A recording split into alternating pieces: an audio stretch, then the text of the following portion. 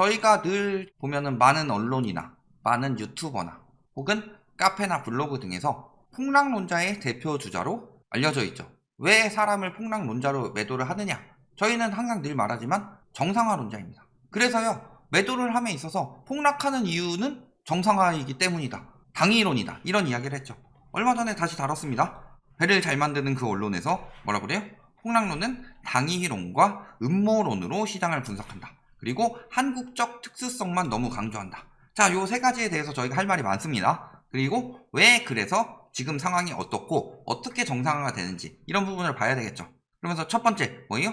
무주택자들의 부담을 덜기 위해 집값은 내려가야 한다는 당위론. 아니죠. 저희가 이야기한 것은 집값이 올라가게 되면은 수요가 없어지죠. 맨날 공급 부족 이야기를 하는데 수요가 없어질 수밖에 없다. 수요가 없어지고요. 주거비 부담이 늘어납니다. 주거비 부담이 늘어나면 어떻게 되죠? 당연히 소비가 위축이 되죠. 소비가 위축이 되면 어떻게 되죠? 일자리가 줄어듭니다. 일자리가 줄어들면 어떻게 돼요? 소득이 줄죠. 소득이 줄면 다시 주거비 부담이 늘어나요. 똑같은 주거비더라도 계속 늘어나죠. 이 악순환이 계속 되는데 오래 갈 수가 없다는 거죠. 그리고 또 한 가지, 음모론. 건설업체, 중개업체, 유튜버들의 정보를 왜곡 투기. 자, 유튜버나 중개업체까지는 뭐 하도 이야기 많이 했으니까 이런 쪽 편들어주고 있죠. 이런 것도 진짜 맞는지 아닌지. 그 다음에 한국적 특수성 이야기하면서 미국, 캐나다, 뉴질랜드, 영국, 독일. 자, 코로나 터진 뒤에 기사를 내죠. 그 전까지는 저희가 그런 이야기를 굉장히 많이 했음에도 안 내죠. 특히 이 중에서 나중에 한번 그래프 보시면 알겠지만 코로나 터지기 전에 집값이 진짜 폭등했던 나라들이 어디냐? 그럼 미국이 그랬냐? 아니죠. 영국이 그랬냐? 영국은 주거비가 높지. 월세나 이런 게 높은 거지. 핵심적으로 높은 게 캐나다랑 뉴질랜드였다. 그러면은 이런 나라들이 올랐는데 우리나라도 오르면 안 되냐? 이런 이야기 하고 있는데 그거야말로 당위론이죠. 자, 그래서 하나씩 봅시다. 거품 낀 건 빠진다. 당위론이죠. 예전에 튤립 버블. 거품 낀 거 빠졌죠. 닷컴 버블. 거품 낀 거 빠졌어요. 왜? 그만큼의 가치가 없는데 그 가치보다 높게 계속 간다면 그게 심리로서 내러티브로서 유지가 될 수는 있지만 그게 계속 유지가 될 수 있느냐? 그건 한계라는 거죠. 그래서 비트코인도 이야기를 할 때 저희가 닷컴 버블과 흡사하다 라고 이야기를 했죠. 왜? 닷컴 버블 지금 IT 업계가 그만큼 발전한 게 아닌데 그 기대감만으로 엄청난 홍보 효과로 엄청나게 떴었죠. 그런데 문제는 그만큼의 가치가 되지 못한다는 걸 알아챈 순간 가격이 떨어지기 시작했죠. 그리고 핵심적인 부분은 유동성이나 여러가지 심리적인 부분이 강력했었죠. 비트코인도 똑같았어요. 비트코인의 그 블록체인 기술이 미래의 기술이다. 그런데 비트코인을 산다고 해서 그 기술을 사는 게 아니죠. 블록체인 기술을 내서 내가 특허를 내고 그 회사 이름이 비트코인이라서 비트코인 주식을 사는 게 아니죠. 그러면 엄청난 기술이 집약되어 있는 무언가. 예를 들어서 절대 직광고 아닙니다. 뭐 갤럭시 썰티가 나왔어요. 나오는 순간이야 그게 최고의 기술이고 막 애플보다 더 좋은 기술로 해서 냈어요. 그런데 그게 한 10년, 20년 있어봐라. 하다못해 1년만 지나봐라. 최고의 기술로 남아있는가? 기술 발전이 그렇게 빠른데. 그러니까 모든 버블은 붕괴할 수밖에 없죠. 그만큼의 가치를 지니지 못했기 때문에. 자, 일본 부동산 시장 버블 보면은 이렇게 떴죠? 결국엔 붕괴됐습니다. 그 다음에 미국 주택가격지수, 서브프라임 모기지 사태도 이렇게 가다가 갑자기 상승률 확 올라가다가 뚝 떨어졌죠. 모든 거품은 붕괴한다. 이건 당위론이 아니라 결과론적으로 이야기한 거예요. 그리고 그 결과는 아까 이야기했듯이 일정 자산에 거품이 끼기 시작하면은 이 자산을 사기 위해서 사람들이 계속 돈을 모으고 빚을 지죠. 그러면 어떻게 돼요? 소비력이 떨어지니까. 소비력이 떨어지면 경기 자체가 둔화됩니다. 경기가 둔화되면 당연히 일자리는 줄어들죠. 일자리가 줄어들면 어떻게 돼요? 소득이 줄죠. 소득이 줄어들면은 이 거품을 떠받쳐 줄 수가 있느냐? 그러면은 빚을 늘릴 수 있는 시기엔 떠받쳐 줄 수 있습니다. 하지만 빚을 축소하게 된다면 어떻게 되죠?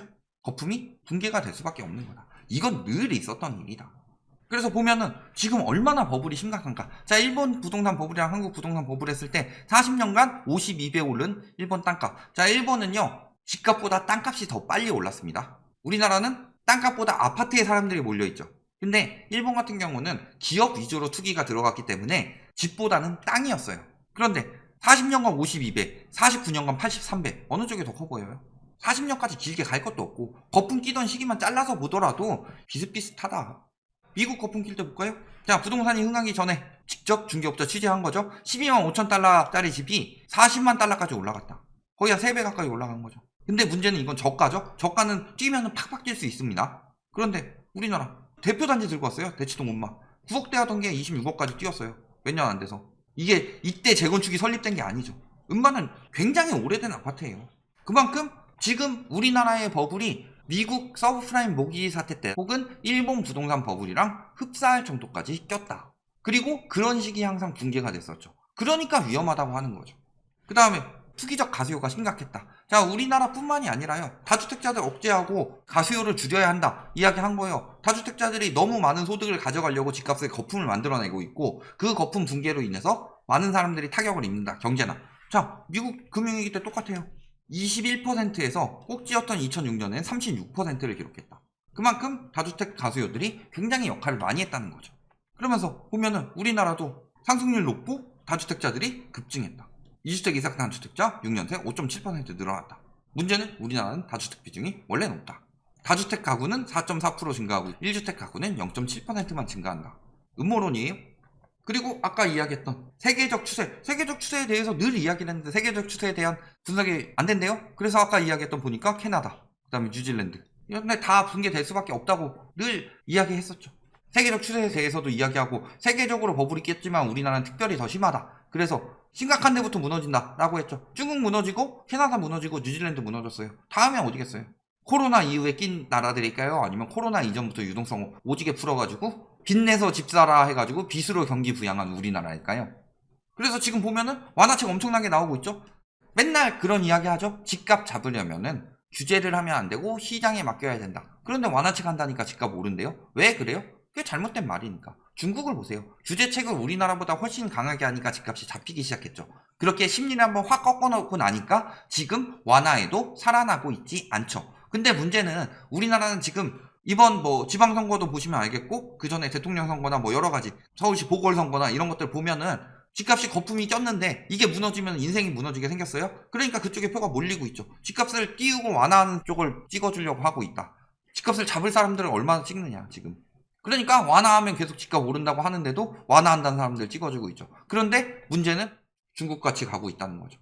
이렇게 막 LTV 완화 주담대 50년 한도 늘어나고요. 공시가격 현실화 후퇴하고요. 보유세 깎아주고요. 양도세 깎아주고요. 열심히 완화책을 하고 있죠.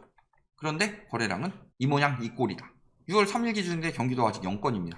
5월 지금 이제 신고 한 27일 정도 남았는데 반토막 났죠. 아무리 저렇게 완화해도 이젠 살아나지가 않는다. 왜? 부자는 안 사고 서민은 못 사니까.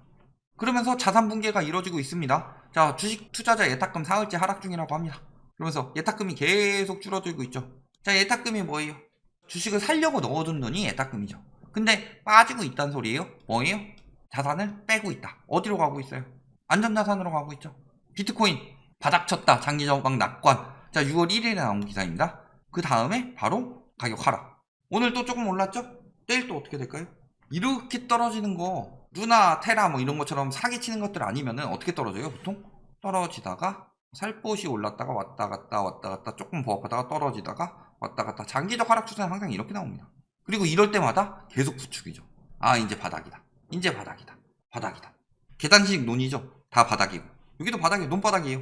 그렇지만 계단식 논을 보면은 바닥 쳤다라고 하고 뛰어 올라갔는데 뛰었는데 떨어지고 있죠. 떨어질 수밖에 없는 상황이다. 그 밑에 바닥이 또 있으니까. 그러면서 여기서 뭐가 나오고 있어요? 개인 회생 신청이 급증하고 있다. 자, 서초동 올리고 있습니다. 서초 집값이 떠서가 아니고요. 파산해서 탕감받으려고. 개인 회생과 파산이 급증했다는 건 무슨 소리일까요? 2억 5천 가진 사람, 집 살 수 있는 사람이죠. 날린 돈이 2억 5천이면은 그 이상의 돈을 가지고 있든가 아니면 빚을 냈든가 했는데 저 정도 돈이면 집을 살 수 있는 사람이죠. 한두 푼도 아니고. 근데 저런 사람들이 파산하고 있습니다. 뭐예요? 수요가 줄어들고 있다는 이야기죠. 원래 주식이 먼저 떨어지고 부동산이 떨어지는 이유가 황금성 때문인데 주식이 먼저 떨어지면서 자산이 급감하고 자산이 급감하면서 부동산을 살 사람들이 여러 개 떨어지고 황금성이 떨어지죠. 황금성이 떨어지면서 수요 부족으로 가격이 떨어지기 시작하죠. 근데 가격이 떨어지면 부동산 같은 경우는 심리가 주식은 단기적인 심리가 많이 작용한다면 부동산 같은 경우는 불패 심리 하다가 필패 심리로 이렇게 바뀌었다가 또 다시 불패 심리 생겼다가 이런 식으로 되기 때문에 가격이 장기적으로 하락하는 거예요.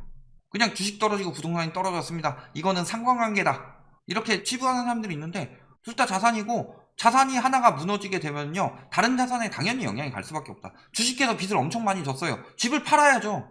당장 생활비가 없고 맨날 빚으로 나가는데 지금 1금융, 2금융에서 대출 안 해준대요. 대부업체 갈 거예요?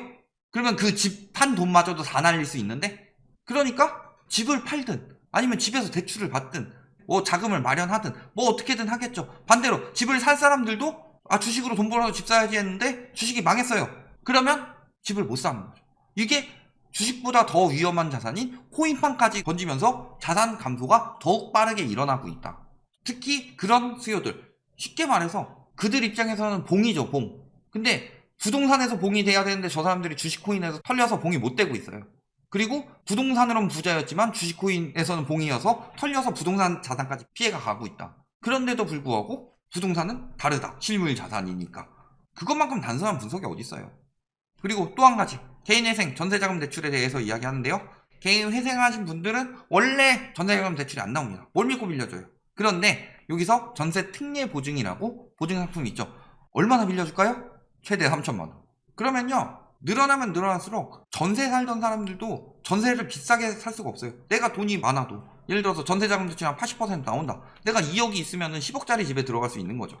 1억이 있으면 5억짜리 집에 들어갈 수 있습니다. 근데 화산하는 사람들은 1억 어떻게든 마련했다 하더라도 내가 1억 있으니까 4억을 빌려주네. 안 빌려주고 3천만 원만 빌려준대요. 전세 시장의 유동성이 빠질 수밖에 없죠. 그럼 다주택자들이 제일 위험한 건 뭐예요? 보유세요? 양도세요? 제일 위험한 세금은요, 보유세 아니고요, 양도세 아니고요, 취득세 아니고요, 역전세다. 1,000만 원 억 단위로 세입자에게 돌려줘야 하기 때문에. 지금도 네이버에서 갑자기 이런 것들이 뜨고 있습니다. 4월, 5월. 개인 회생, 연끌대출 파산, 이런 질문들이 나오고 있어요. 하나 둘씩. 전조세예요. 집값 정상화의 전조. 뭐예요? 회생, 파산, 거래량 감소, 매물 증가. 결론 뭐예요? 집값 정상화는 니들이 듣기엔 당위론일 수 있겠지만 당위론이 아니다.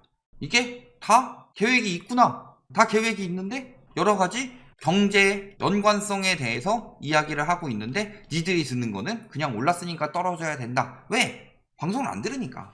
듣기 싫은 이야기를 하니까. 지들 자산 빠진다고 하고 광고 주시는 광고주님, 건설사들 손해본다고 나오게 생기니까 듣고 싶진 않고, 그래도 까긴 까야 되겠으니까 그냥 제목만 보고 까는 거다. 내용을 들어봐라. 그리고요, 음모론 아니죠? 음모론 아니라는 건 여러 번 이야기했습니다. 그건 다 자료 증빙해서 들고 왔어요. 그리고요, 거품 세계적인 추세요? 세계적인 추세를 지금 이야기해봐라.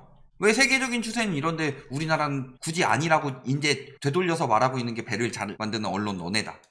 그리고요, 지금 붕괴 전조들이 나오고 있고요.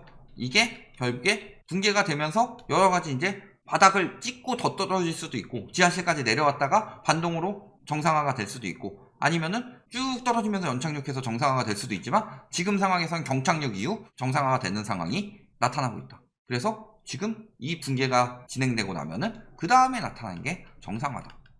지금 모든 상황이 그렇게 흘러가고 있습니다. 아까 뭐 물가, 금리, 환율, 유가, 모든 상황들이 정상화가 항상 일어나기 전에, 거품이 빠지기 전에 나타났던 전조 증상들이 나타나고 있다. 그런데도 불구하고 계속 부동산 불패결을 믿고 싶으면은 계속 믿으세요.